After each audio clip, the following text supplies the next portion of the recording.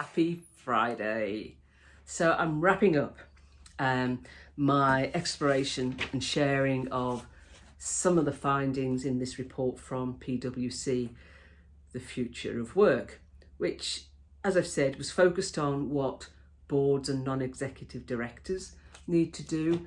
But in fact, all of the questions raised in that report, all the challenges, all of the opportunities are for every leader that's tasked with doing anything in this space.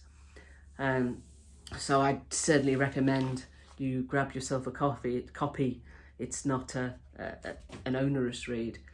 And there was 4 virtual sessions that they ran that led to the input to the report, and a number of gaps were highlighted in session 4, and the last of those was the leadership gap.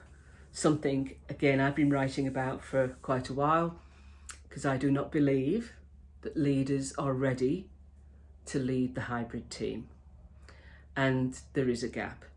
As the opening statement of the report, or one of the opening statements said, leaders need to experiment and try different approaches to leadership.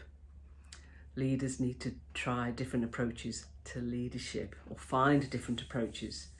And I've talked over the last 2 weeks about many things, such as performance management, empowerment, leading with empathy when you can see people when you can't see people, getting rid of proximity bias. There's lots of things that leaders need to do differently.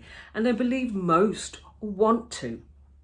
In the leadership groups I work with, I find that is exactly the case. They do want to. They've just not had the support or development to enable them to do so. You know, most people, I can't remember where the research came from, but most leaders get into a leadership position in the late 20s, early 30s, and the first leadership development they get is in the mid 40s. So we've left them for over a decade to flounder and find their way. So the only thing they'll do is mirror the leader that came before them, that was probably a command and control and micromanager. So we can't blame our current cohort of leaders who really do want to try and make a difference. You know, we've talked for decades and decades about moving leaders from a position of command and control to empowerment and trust, and yet we still have a large cohort of command and control leadership in our workforces. That has to go. That cannot exist in a hybrid world. There is no place for micromanagement. So we need to address all of the challenges and grasp all of the opportunities that the future of work, or the now of work, is offering us, and do it now.